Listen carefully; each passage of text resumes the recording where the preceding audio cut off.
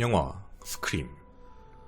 주인공은 남자친구와 오붓하게 공포영화나 보며 저녁을 보내려고 시간을 보내고 있었는데 이상한 전화를 받습니다. 장난 전화인 줄 알고 끊으려고 했는데 전화벨은 계속적으로 울렸죠. 화를 내도 제발 전화하지 말아달라는 부탁에도 전화벨은 계속 끊임없이 울립니다. 그런데 어느 날 갑자기 전화 목소리는 남자친구의 모습을 보여주게 되고 남자친구는 피투성이가 되어 묶여있는 모습을 보게 됩니다.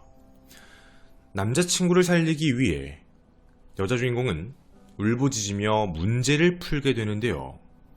결국 수수께끼에 덫에 걸리고 틀린 답의 대가로 이 둘은 무참히 살해됩니다.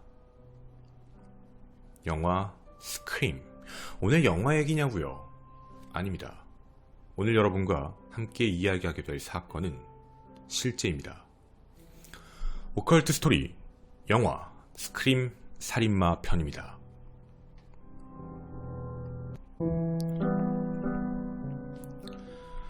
안녕하십니까. 전국 유튜브 독자 여러분, 아프리카TV 시청자 여러분, 김원입니다. 평화로운 마을, 미국 아이다호주 남동부에 있는 도시 포커텔로. 고등학생인 캐시는 남자친구 매트와 자주 집에서 놀았습니다. 평소 술도 마시지 않고 마약 같은 건 당연히 하지 않았고 늘 성적도 높았던 모범생인 캐시는 자립심도 매우 강해 부모님께 용돈을 받는 것보다 자신의 힘으로 돈을 모아 자동차를 사는 것이 꿈이었지요. 2006년 9월 20일 삼촌이었던 프랭크에게 연락이 옵니다. 우리 가족이 이번에 다같이 여행을 가서 집을 며칠간 비울 텐데 하우스 시팅 좀 해줄래? 라는 부탁이었죠. 하우스 시팅이란 집을 비운 주인이 그 대신 집도 지켜주고 반려동물들의 밥도 챙겨주며 관리하는 것으로 삼촌 프랭크는 일정의 돈도 줄게 라는 약속을 했습니다. 캐시의 입장에서도 나쁘지 않은 조건이었기 때문에 흔쾌히 수락을 했고요. 남자친구 매트도 불러서 같이 놀아도 될까요? 라고 물었는데 평상시에도 행실을 바랐던 캐시를 믿기에 괜찮다, 같이 놀아라, 영화라도 봐라 라며 흔쾌히 허락을 해줍니다. 캐시 엄마는 위스퍼링 클리프에 있는 사촌집, 그곳에 직접 데려다주며 그때부터 꽤 큰 집을 캐시는 홀로 보기 시작합니다. 바로 이 집입니다. 이틀 후 2006년 9월 22일 저녁 6시 약속한 대로 남자친구 매트는 캐시를 만나러 이 집에 오게 됩니다. 함께 영화를 보며 시간을 좀 보내는 오붓한 데이트를 보내려고 했는데 매트가 눈치가 좀 없는 남자친구였나 봅니다. 혹시 브라이언이랑 토리 알지? 걔들도 초대했어. 걔들도 영화 되게 좋아하잖아. 이들은 모두 포커텔러 고등학교 1학년인 친구였지만 캐시의 입장에선 당연히 좀 서운할 수 있는 상황이었죠. 브라이언과 토리입니다. 우선 캐시는 집 지하실부터 위층까지 집이 워낙에 넓었기 때문에 삼촌 집이야 라고 얘기하며 이곳저곳 구경을 시켜주며 결국 거실로 가서 야 이제 다같이 영화 좀 보자. 그 영화가 바로 킬빌이었습니다. 브라이언과 토리는 파티하는 거 아니었어? 매트한테 나는 파티 얘기 듣고 왔는데 킬빌이라고? 우리 킬빌 봤는데 라고 이야기하며 영화를 보다가 15분 정도 지나자 그냥 우리는 밖에 나가서 따로 영화관 가서 영화 이번에 개봉한 거 좀 볼래 라고 얘기합니다. 캐시는 오붓하게 영화를 남자친구와 볼 수 있게 돼서 내심 기분이 좋은 상황이었죠. 그런데 말이죠. 친구 2명이 떠나자마자 얼마 뒤 집안에서 이상한 일들이 발생되기 시작합니다. 집안의 전원이 모두 나갑니다. 아마 두꺼비집 같은 게 나간 것 같은 상황이었죠. 캐시는 무서웠지만 남자친구는 매트와 같이 있어서 조금 기다리면 다시 정전된 게 풀리지 않을까? 라고 생각하며 기다렸습니다. 그 기다림이 진짜 맞았을지도 모르죠. 얼마 뒤 불은 다시 켜졌습니다. 그런데 이제 강아지 한 마리가 지하실 쪽을 응시를 하면서 계속 으르렁거리고 짖고 있는 거였습니다. 겁을 먹은 캐시를 봤던 남자친구 매트는 자신의 엄마에게 전화를 걸어 좀 여자친구가 좀 불안해하는 것 같다. 오늘 하룻밤 여기 그냥 같이 있으면 안 되겠냐? 라고 물었는데 어머니는 거절합니다. 아직 너희 16살밖에 안 됐고 너희 아직 어리잖아. 그러면 일단 캐시를 데리고 집으로 같이 오자. 그리고 다음날 내가 캐시를 그 집에 다시 데려다 줄게 라고 얘기를 합니다. 하지만 캐시는 동물도 지켜줘야 되고 집을 지키기로 한 보수의 문제 때문에 책임감이 있었던 것이죠. 해서 매트 어머니의 제안을 거절합니다. 매트는 불안했습니다. 해서 토리에게 전화를 합니다. 너 지금 어디야? 근데 이 이야기에 토리는 속삭이듯 말합니다. 나 지금 영화관이야. 영화 보고 있어. 이들이 보고 있다는 영화는 이 영화였죠. 당시 개봉한 홀스입니다. 나 이제 집 가야 될 것 같은데 여기 좀 불안해서 너 이 영화관이면 어쩔 수 없고 라고 이야기를 남깁니다. 밤 11시 매트의 엄마가 왔고 매트는 캐시에게 집에 가면 바로 전화할게 라는 말을 남기고 집으로 향합니다. 그 이후 집 안은 계속 불이 오락가락하고 무언가 쿵쿵쿵거리는 소리, 이상한 소리들이 들리기 시작하고 부서지는 소리가 들리기 시작하고 계속 강아지는 짖고 있었지요. 소파에 앉아 두려움의 밤을 보낸 캐시였습니다. 매트는 집에 도착해 밤 12시 15분부터 전화를 걸어보지만 캐시는 전화를 받지 않았습니다. 9월 23일 토요일 아침까지 15번을 전화했는데도 전화를 받지 않았죠. 불안함은 캐시의 어머니 안나도 마찬가지였습니다. 왜 전화 안 받지? 매트는 23일 걱정을 하면서 토리를 만나러 갑니다. 가까이 살았으니 말이죠. 그리고 매우 친한 친구였습니다. 근데 연락이 안 돼. 너 혹시 연락 왔어? 라고 물어봤는데 토리는 나도 연락 받은 거 없는데? 왜? 밤이 좀 되자 야, 안 되겠다. 같이 차를 타고 집에 좀 가보자 라고 얘기를 했지만 토리는 이렇게 얘기합니다. 지금 가스가 없어서 내일 아침에 일단 같이 가보자. 내일이면 할 수 있을 거야 라고 이야기를 했지요. 그렇게 하룻밤이 더 지나게 됩니다. 2006년 9월 24일 일요일 낮 1시 15분 사촌 프랭크의 집이 돌아옵니다. 먼저 들어왔던 사람은 13세 사촌이었죠. 문을 열려고 했는데 문이 열려있는 겁니다. 문이 왜 열려져 있지? 그냥 아무 생각 없이 계단 쪽 방향으로 들어가려고 했는데 깨진 물건들이 눈에 보였죠. 그리고 그 안에선 매우 끔찍한 장면을 목격하게 됩니다. 캐시가 사망한 상태로 발견됩니다. 캐시의 시신은 TV 앞, 즉 거실 바닥에서 발견됐는데요. 엄청나게 많은 자상이 있었습니다. 특히 왼쪽 새끼손가락은 거의 잘려진 상태로 발견되었죠. 경찰의 조사가 시작됩니다. 경찰은 이렇게 판단했죠. 절대 강도는 아니다. 이유는 사라진 게 아무것도 없습니다. TV가 사라진 것도 아니고 보석이 사라진 것도 아니고 물건이 없어진 것도 아니고 돈이 사라진 것도 아닙니다. 근데 이상한 건 피해자 몸에 남은 자상이었죠. 날카로운 흉기로 약 30번 정도 찔린 것으로 보여지는데 그 중에 12번이 치명상이었습니다. 무차별적인 공격이었죠. 그래서 경찰은 원한 관계가 아닐까라고 판단하며 면식 관계를 먼저 떠올리게 됩니다. 먼저 제일 큰 용의자는 남자친구 매트였습니다. 마지막까지 함께 있었고요. 그리고 남자친구였기 때문이죠. 그리고 조사관들도 이상하다라고 생각했습니다.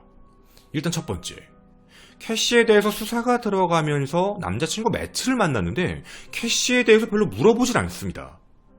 그리고 감정적인 동요도 없었지요. 울지도 않습니다. 죽었다고 얘기를 했는데 충격을 먹은 것처럼 보이지도 않았지요. 사망한 사진을 보여줬는데도 불구하고 아무런 감정적인 동요가 없었습니다.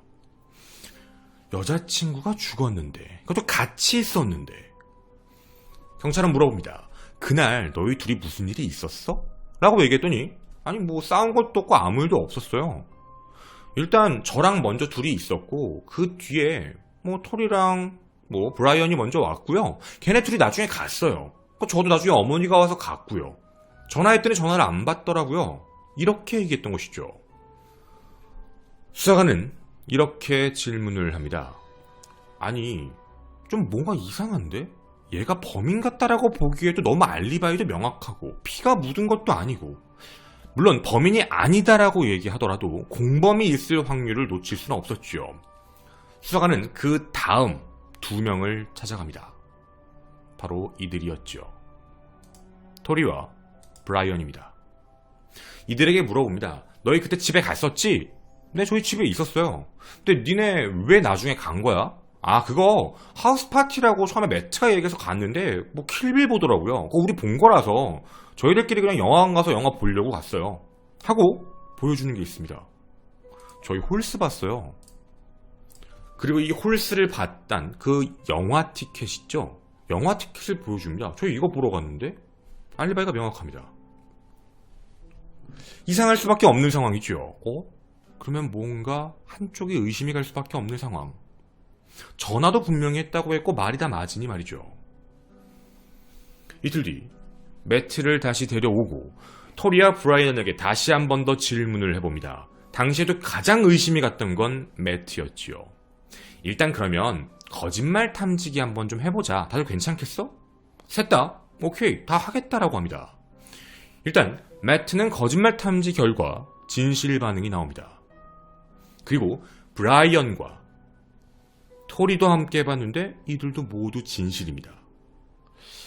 범인이 없는 걸까요? 제3자가 범인인 걸까요?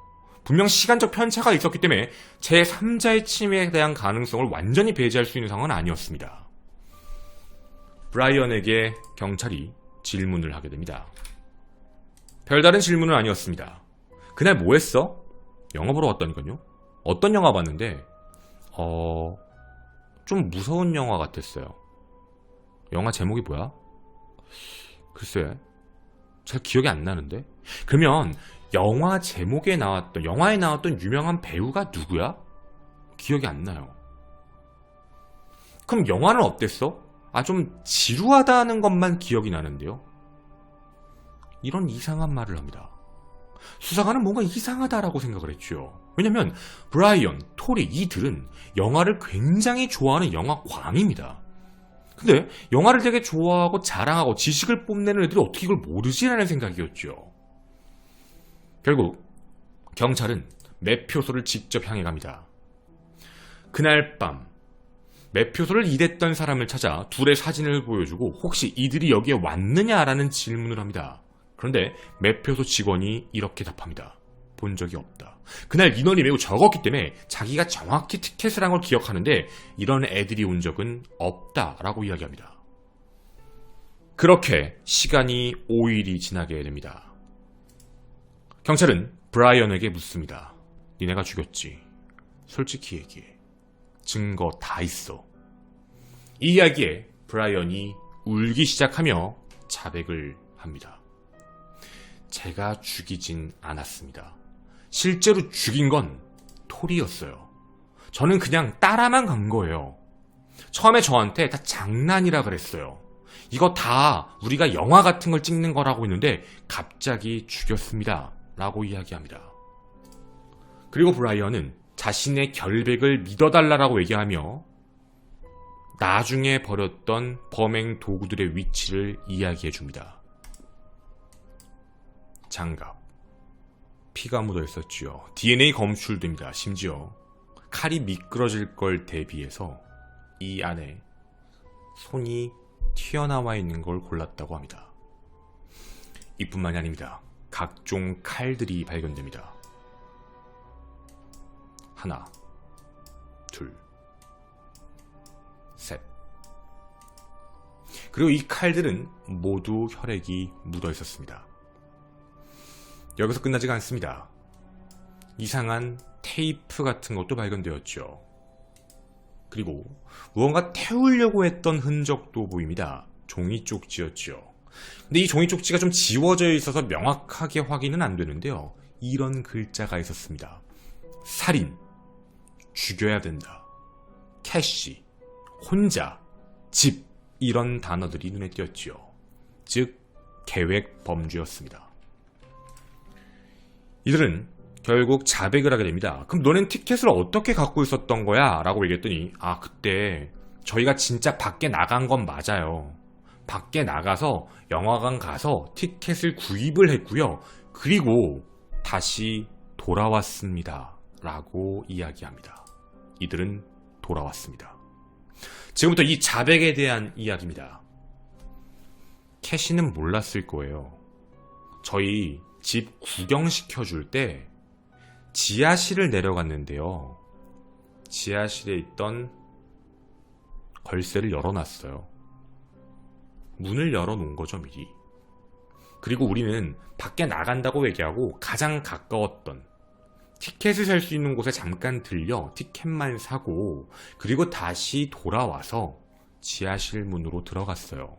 근데 그냥 들어가진 않고 준비해 놓은 게 있었어요. 어두운 옷을 입었고 칼을 들었고 그리고 이걸 준비했지요. 마스크입니다. 어떤 모습인지 이해가 되시나요? 마스크를 쓴, 하얀색 마스크를 쓴 상태로 검은색 옷을 입고 있었습니다. 칼을 들고요. 그 다음에 너네 뭐 했어? 라고 물었더니 저희 지하실에서요 기다리고 있었어요. 매트랑 캐시가 거실에서 TV를 보고 있더라고요. 어떻게 하면 내려올까라고 고민하다가 아래층으로 유인하는 방법은 소리를 내면 되겠다. 쿵쿵쿵쿵 큰 소리를 냈는데 안 내려오더라고요. 내려와야 죽일 수 있는데. 그래서 그 다음 우리가 찾은 방법은 이거였습니다. 회로 차단기요. 그 두꺼비 집이요. 그 파워를 내려버렸어요. 왜냐면 이거 내리면 다시 올리려고 체크하기 위해 분명히 지하실로 내려올 거니까. 근데 이걸 내렸는데도 안 내려오더라고요. 그래서 좀 얼마 뒤에 다시 불을 켰던 거예요. 자, 왜 위에서 그런 상황들이 있었는지 어느 정도 이해가 되실 겁니다. 저희는 계속 기다리고 있었어요. 그런데 밤 11시에 전화가 한 통 걸려왔어요. 매트한테. 어디야? 라고 얘기해서 마치 영화관에 있는 것처럼. 영화관이야. 지하실에서 낸 소리였죠. 자기가 이제 간다라는 말을 들어서 아쉽네. 매트는 가네. 매트도 죽여야 되는데. 그래, 뭐 어쩔 수 없지. 얼마 뒤 매트가 떠나는 소리를 듣게 됩니다. 그 이후 이 둘은 다시 불을 꺼버립니다. 캐시가 내려올 거라고 예상을 했죠. 하지만 내려오지 않았습니다. 결국 이들은 자기가 직접 올라갑니다. 칼을 들고요. 그리고 위에 올라가 당시에 소파에 누워 있었던 캐시를 향해 달려듭니다. 그리고 무려 30번의 공격을 가하고 치명상을 입히고 현장에서 사망하게 합니다. 여기 있는 모든 내용들 모두 자백입니다. 이게 진짜일까? 뭐 이런 생각이 드실 겁니다. 근데 이상한 일이 하나 발견됩니다. 지금부터 실제 영상을 보여드리겠습니다. 현장에서 발견된 것 중 이상한 게 하나 있다라고 말씀드렸죠. 바로 테이프였습니다. 이 테이프를 복원해서 조심스럽게 켜봤을 때 경찰은 깜짝 놀랐습니다. 살인하기 전날 찍어놓은 살인 계획입니다. 캐시를 죽일 거야. 캐시는 친구지만 어쩔 수 없어. 바로 전날 밤에 찍어놓은 자기들끼리의 이야기입니다. 야, 너무 흥분되는데? 너무 좋을 것 같아. 야, 상상만 해도 너무 기분 좋다. 그리고 시간은 건너뜁니다. 살인의 바로 그날입니다. 방금 막 캐시를 죽였다.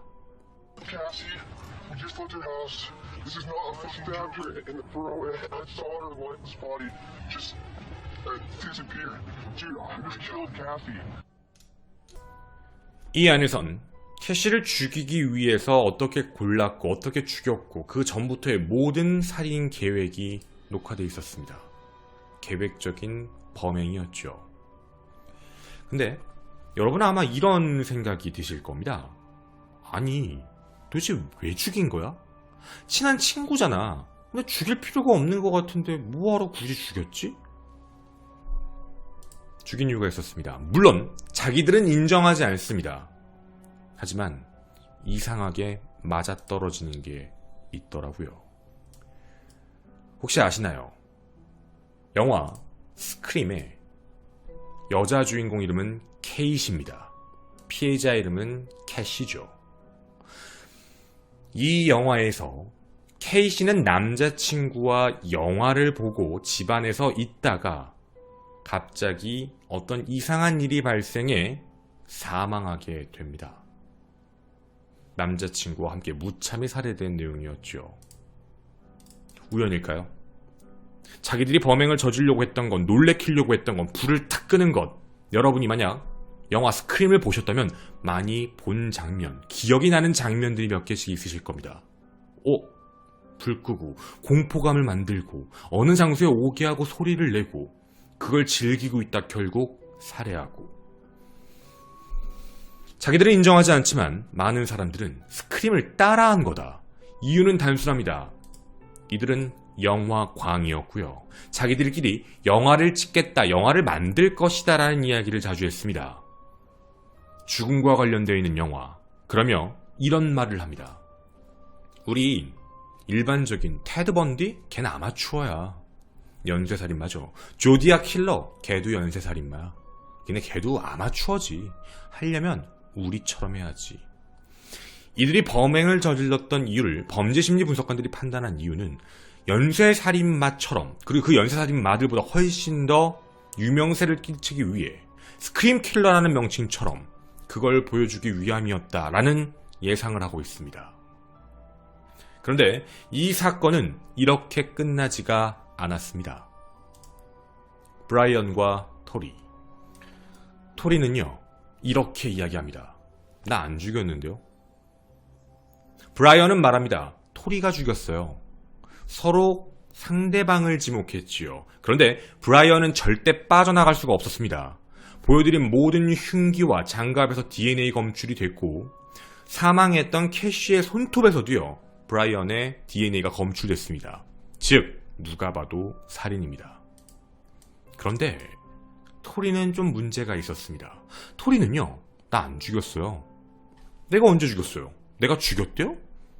저는 그냥 그 현장에 있기만 했어요. 라는 이야기를 합니다.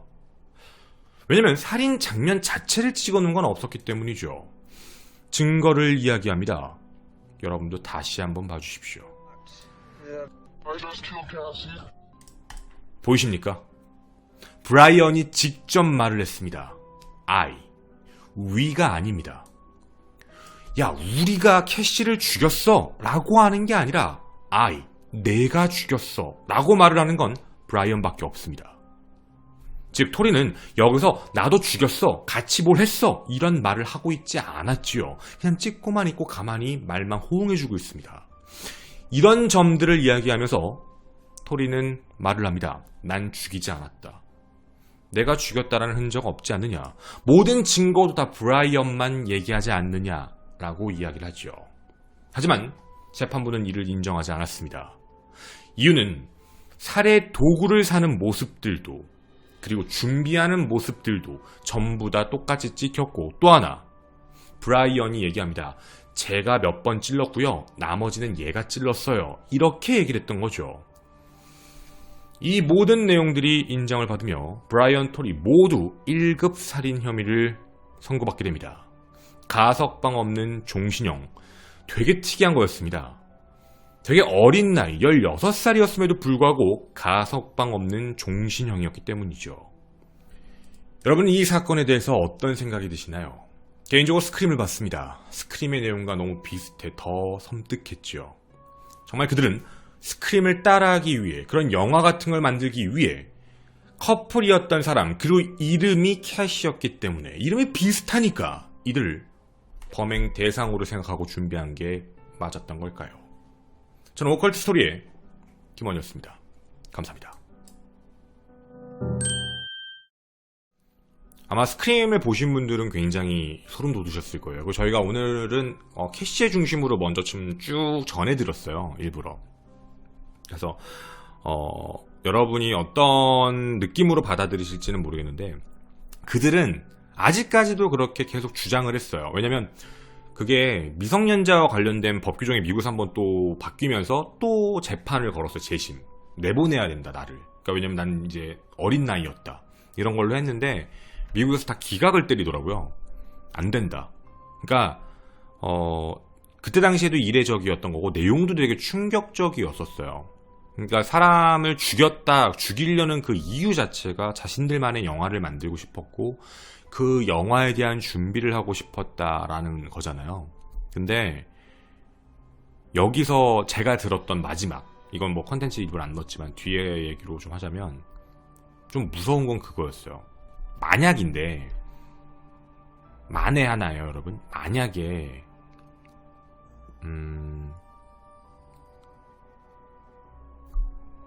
안 잡혔으면, 그거예요. 안 잡혔으면 더 죽였을 거예요.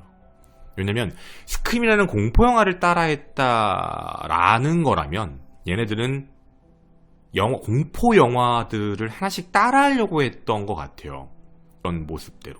그래서 굉장히 좀 무서운 그런 부분이었던 것 같고, 이 사건이 끝나고 나서 굉장히 좀 뭐랄까 가슴 아팠던 거는 유족들은 굉장히 힘들게 살았어요. 그 집도 다른 데도 이사도 못 가고, 막 제가 내용을 보기로는 그 어머니, 그러니까 캐시 어머니가 자살 기도를 했다라는 내용도 본 것 같아요. 그러니까 집이 완전히 풍비박산이 났어요. 그쪽은 그렇게 됐던 걸로 알고 있고, 그리고 지금 얘네가 요즘 모습이에요. 얘가 이제 브라이언이고요. 얼마 전에 이제 나왔더라고. 브라이언이랑 얘가 톨인데 계속 자신들의 죄에 대해서 깎으려고 얘기를 하고 있었어요. 물론 이제 뭐 받아주고 있지도 않지만. 근데 이때 당시에도 수사와 관련돼 가지고 여러 가지 얘기가 조금 있었는데, 자기들은 억울하다고 주장하지만 그 매트에 대한 이야기들도 좀 그랬었어요. 그러니까 매트가 당시에 했던 행동에 대한 문제를 가지고 얘기를 할 때 나중에 나온 얘기인데, 매트는 당황한 거예요. 그러니까 어린 나이잖아요. 어린 나이인데 앞에서 속den이로 쪼는 거예요. 그러니까 너 어제 뭐 했어? 경찰관들이 와서 얼마나 자기가 어제까지 같이 있었는데 되게 당황스러운 상황이잖아요. 그러니까 우리나라도 뭐 그런 게 있지만 정서적으로는 다를 수 있는데, 이게 갑자기 경찰이 와서 수사한다는 것처럼 막 의심의 눈초리로 얘기를 하면 되게 당황하잖아요. 이거 어떡하지? 그래서 그거에 대해서 자기 나름대로는 진술을 하려고 노력을 한 건데, 자기가 울지 않는다라는 이유, 그러니까 슬퍼하는 감정이 없다라는 이유 때문에 처음에 용의자처럼 보여졌지만 용의 선상에 올라가도 금방 끝날 수밖에 없었던 이유가 있었어요. 만약에 자신의 여자친구를 살해하고 나서 엄마 차를 타고 왔다면 많이 묻었을 거예요. 흔적이라는 게. 근데 그 흔적에 대한 것도 아예 없었고, 그래서 그거에 대해서는 좀 그랬고, 또 하나는 이제 나중에도 확실해졌지만 브라이언이 이거 말고도 들킨 게 되게 많아요. 브라이언은 침대 밑에 칼집 있어가지고 들켰고, 그 칼집이 나와서 경찰이 물어본 거지. 칼은 어딨어? 그 친구 건데요? 그 친구 누군데? 또 횡설수설한 거. 그러니까 의심을 엄청 받게 돼요. 그리고 그 브라이언 신발에서 혈액도 발견됐고, 막 이렇게 돼서 얘는 바로 체포가 된 거예요. 바로 체포되고 같이 이제 했던 거고. 그래서 얘네들이 얘기했던 모든 계획이 외부에 나왔던 대로 얘기를 해보면, 영화 스크림처럼 사람을 죽이자. 이름이 비슷한 캐시, 남자친구 있지? 걔네들 만난대. 그럼 거기 가서 같이 집 구경할 때 어딘가 문을 열어놓자. 이렇게 해놓고 밖에 나가서 미리 준비했던 옷이랑 흉기도 미리 사놨으니까 흉기도 4개를 준비했어요. 그래서 흉기를 3개인가? 흉기를 준비하고서 갖고 들어와서 그 밑에서 대기하고 있으면서 둘이 낄낄거리고 있던 거예요. 그러면서 이렇게 탁탁 이렇게 켰던 거지. 제가 여러분한테는 되게 이제 딥하게 지금 말씀은 안 드린 건데, 이거 판결문 공판 내용 보면은 얘네들이 했던 대화들이 있어요. 대화 목록들이 쭉 이렇게 기록이 돼 있는데 진짜 잔인해요. 그러니까 얘네들은 이게 진짜 거의 게임이에요. 영화를 자기들이 찍고 있다는 걸 흥분하고 있어요. 그 살인 영화를 찍고 있다. 근데 영화가 진짜 죽이는 게 아니잖아요, 그게. 근데 얘는 진짜 죽이려고 했던 거고, 진짜 죽이는 걸 해보려고 했던 거예요. 그렇게 하면서 결국에는 피해를 일으키니까, 얘네들이 한 행동 중에 자기들 마음대로 되지 않았다고 얘기하는 건 지하실로 내려오지 않았던 거야. 이거는 이제 와서 하나 얘기할까요? 매트가 지하실로 내려왔으면 이라는 거예요. 그래서 공범에 대한 유무도 되게 판단을 많이 하고 딥하게 하는데 매트는 아니었어요. 근데 매트가, 그러니까 얘네들이 예상한 건 그거야. 둘이 같이 내려오는 게 아닌 거야. 그러니까 스크림 내용하고 똑같은 거예요. 매트가 먼저 내려오는 거야. 그래서 매트를 잡아서 묶어놓는 게 목적이었던 거예요. 묶어서 고문하고 뭐 퀴즈를 낸다 뭐 이렇게 해서 캐시가 두려워하고 그런 이유에 매치를 살해를 하면서 캐시까지 살해하는 게 얘네들의 원래 목적이었던 거예요. 근데 뭐 안 했던 거죠. 그 상황이 아니었던 거니까. 이게 그런 얘기가 하나 있어요. 공포 영화의 룰 중에 여러분들 아시겠지만 어디 막 이상한 데서 소리나. 근데 공포 영화를 보면 주인공이 글로 가잖아. 그 피해 입는 사람들이 꼭 글로 가잖아. 그러니까 우리는 영화를 보면 가지마 이러는데 진짜 거기를 가잖아요. 그래서 거기에 가서 그런 피해를 입잖아. 대부분 그런 내용대로 가니까. 근데 이게 이제 자기 예상대로 안 됐던 거예요. 자기들이 불을 켜거나 끄거나 밑에 소리를 내거나 하면 내려올 줄 알았는데 안 내려왔던 거지. 그게 이제 현실적으로 달랐던 거죠. 그래서 그 부분이 꼈던 내용. 그냥 뒷이야기예요. 또 이게 왜 그랬지를 여러 가지 이제 분석 결과가 나온 것 중에 뭐가 있냐면 브라이언이 캐시를 좋아했어요. 근데 캐시를 좋아했다는 게 뭐냐면 되게 그러니까 되게 이렇게 바른 걸로 유명한 그런 사람들 있잖아요. 그러니까 학생회장 스타일 있잖아요. 그러니까 그런 케이스라서 브라이언이 되게 이제 캐시를 좋아했는데 캐시는 남자친구가 있었고 남자친구도 되게 이제 좀 그런 뭔가 이제 반듯한 그 사람들한테 인기 많은 약간 그런 느낌이어서 자기가 비집고 들어갈 틈이 없다라는 생각을 하고 있었던 것 같아요. 진술을 보면. 그러니까 뭐라고 해야 되지? 그러니까 끼어 들어갈 틈이 없다. 거기에는 약간 그런 생각? 끼어 들어갈 틈이 없다라는 그런 뭐 열등감도 있고 그런 것도 갖고 있다라는 게 이제 브라이언의 심리 상태였던 것 같아요. 근데 이제 물론 이제 그걸 가지고 이게 그가 원인을 지금도 마땅히 얘기할 게 없어요. 그러니까 브라이언의 원한 때문에 그런 거냐, 얘네 둘이 영화 광이니까 영화 스크림을 따라한 거냐, 그 여러 가지의 문제들이 끼는데 가장 그래도 보편적으로 많이 알려진 거는 영화 때문인 것 같아요. 영화. 네. 영화 내용과 너무 비슷하니까. 그래서 만약에 체포가 안 됐으면 얘네들은 그 뒤에 또 다른 무언가를 했을 가능성이 높다라고 판단하는 거예요.